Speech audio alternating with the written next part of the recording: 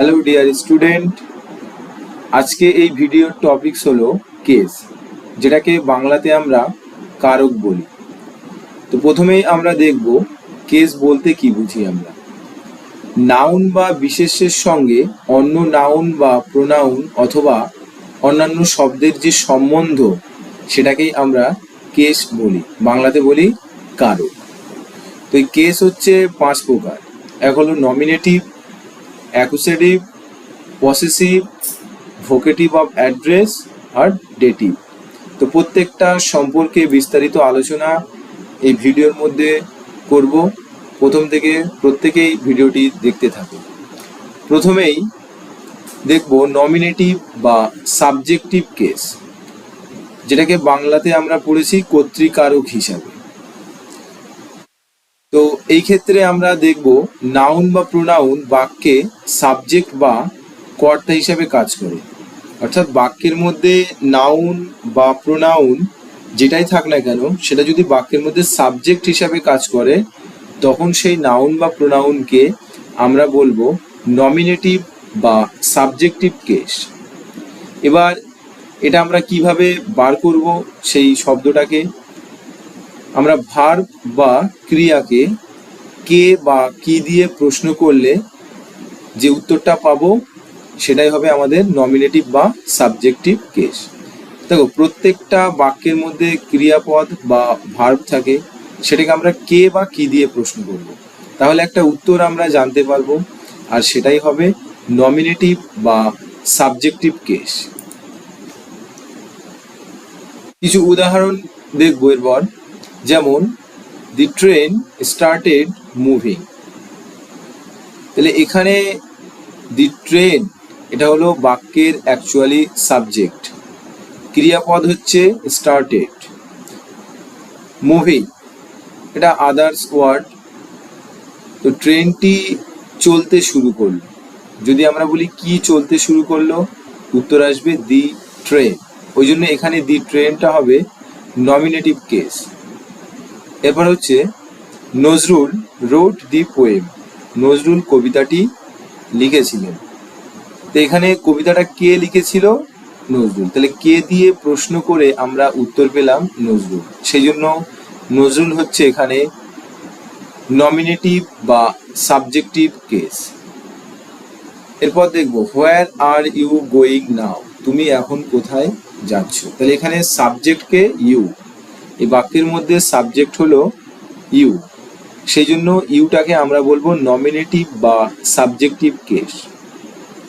পরবর্তী উদাহরণ, Tom স্যাং a song, Tom একটি গান গেয়েছিল। তাহলে এখানে গানটা কে গেয়েছিল? টম। টম হলো এই বাক্যের সাবজেক্ট, সেজন্য টমকে আমরা বলবো নমিনেটিভ বা সাবজেক্টিভ কেস। এরপর an honest man is always respected. তাহলে এই বাক্যের সাবজেক্ট হচ্ছে অ্যান অনেস্ট ম্যান, একজন সৎ ব্যক্তি। তাহলে অ্যান অনেস্ট ম্যান সাবজেক্টিভ বা নমিনেটিভ কেস। তারপর the house is built well, বাড়িটি খুব সুন্দরভাবে তৈরি করা হয়েছে। তাহলে কি তৈরি করা হয়েছে? বাড়িটি। তাহলে বাক্যর মধ্যে আমরা ক্রিয়াপদকে কি দিয়ে প্রশ্ন করে উত্তর পেলাম? দি হাউস, সেজন্য দি হাউস হবে এখানে নমিনেটিভ বা সাবজেক্টিভ কেস। এরপর the girls makes a doll, মেয়েটি একটা পুতুল তৈরি করে। তাহলে এখানে মেক্স মানে তৈরি করা, কি তৈরি কে তৈরি করে? দি গার্লস, অর্থাৎ মেয়েটি। তাহলে মেয়েটি হলো এখানে সাবজেক্টিভ বা নমিনেটিভ কেস। এরপর আমরা দেখব অ্যাকুজেটিভ বা অবজেক্টিভ কেস, যেটাকে বাংলাতে বলা হয় কর্মকারক। নাউন বা প্রোনাউন বাক্যে অবজেক্ট হিসাবে কাজ করে, তখন আমরা সেই নাউন বা প্রোনাউনকে বলবো অবজেক্টিভ কেস। আর এর আগে আমরা দেখলাম সাবজেক্ট হিসাবে যদি কাজ করে সেটা সাবজেক্টিভ কেস, সেটাও কিন্তু নাউন বা প্রোনাউন ছিল। এখানে অবজেক্টিভ কেস যেটা, সেটাও নাউন বা প্রোনাউন থাকবে, কিন্তু অবজেক্ট হিসাবে কাজ করবে। এবার হচ্ছে ভার্ব বা ক্রিয়াকে কি বা কাকে দিয়ে প্রশ্ন করলে উত্তর পাওয়া যায়। কি দিয়ে বা কাকে দিয়ে প্রশ্ন করলে যে উত্তরটা আমরা পাবো সেটা হবে অবজেক্টিভ কেস। যেমন প্রথম উদাহরণ আছে এখানে, দি বয় কিকড দ্য বল। তাহলে এখানে ছেলেটি বলটিকে, কিকড বলতে পা দিয়ে ঠেলে দেওয়া বা লাথি মারা বোঝায়। তো ফুটবল খেলার ক্ষেত্রে বল দিয়ে মানে পা দিয়ে বল মারাকে কিক হিসাবে মানে বলতে থাকি আমরা। তো এখানে কিকড বলতে লাথি মারা বা পা দিয়ে আঘাত করা। তাহলে পা দিয়ে বলটাকে আঘাত করা হলো। কি আঘাত করা হলো বা কাকে আঘাত করা হলো? বলটাকে। তাহলে এখানে দি বল এটা হচ্ছে বাক্যের অবজেক্ট আর এটা হবে অবজেক্টিভ কেস। তারপর we should help the old man. আমাদের উচিত বৃদ্ধ মানুষকে সাহায্য করা, বৃদ্ধ মানুষটিকে সাহায্য করা। তাহলে কাকে সাহায্য করার কথা বলা হচ্ছে? দি ওল্ড ম্যান, বৃদ্ধ মানুষটিকে।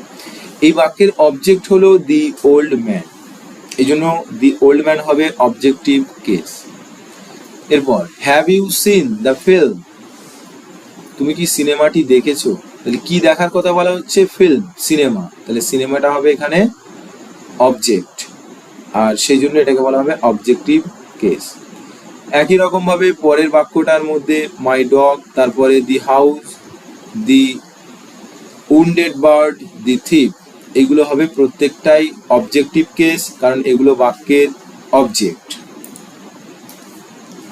এরপর আসছি আমরা পসেসিভ বা জেনেটিভ কেসে, যেটাকে বলা হয় সম্বন্ধ কারক। এটা কাকে বলে? সেটা হলো নাউন বা প্রোনাউনের সাথে অন্য নাউনের যে সম্পর্ক বোঝায় সেটাকে বলা হয় সম্বন্ধ কারক। এখন ক্রিয়াকে বা ভার্বকে যদি আমরা কার বা কিসের দিয়ে প্রশ্ন করি তাহলে যে উত্তরটা আমরা পাবো সেটাই হবে genitive case. This is Apu's diary. এটা হলো অপুর ডায়েরি। কার ডায়েরি? অপুর। তাহলে অপু's এটা হবে অবজেক্টিভ, এটা হবে জেনেটিভ কেস। ঠিক একই রকম ভাবে পরের বাক্যে এভরি চাইল্ড নিডস মাদার্স লাভ। প্রত্যেকটা শিশুরই মায়ের ভালোবাসার প্রয়োজন। তাহলে কার ভালোবাসার প্রয়োজন? মায়ের, অর্থাৎ মাদার্স, এটা হবে জেনেটিভ কেস। এরপর দিস ইজ চিলড্রেন্স পার্ক। এটা হলো শিশুদের পার্ক। কাদের পার্ক? শিশুদের, চিলড্রেন্স, অবজেক্টিভ জেনেটিভ কেস। এরপর this is my grand father's picture. এটা আমার ঠাকুরদার ছবি। কার ছবি? ঠাকুরদার, গ্র্যান্ড ফাদার্স। একই রকম ভাবে পরের বাক্যে আছে রনিস, অর্থাৎ বাক্যের মধ্যে যে শব্দটার সঙ্গে অ্যাপোস্ট্রফি দিয়ে এস থাকবে সেটাকেই আমরা সাধারণত জেনেটিভ কেস বলে ধরতে পারি। এরপর ভোকেটিভ বা নমিনেটিভ অফ অ্যাড্রেস। কোনো নাউনকে সম্বোধন করা বা ডেকে কিছু বলা বোঝায়, সেটাকে বলা হয় ভোকেটিভ বা নমিনেটিভ অফ অ্যাড্রেস, অর্থাৎ সম্বোধনাত্মক কারক, সম্বোধন করে কিছু বলা।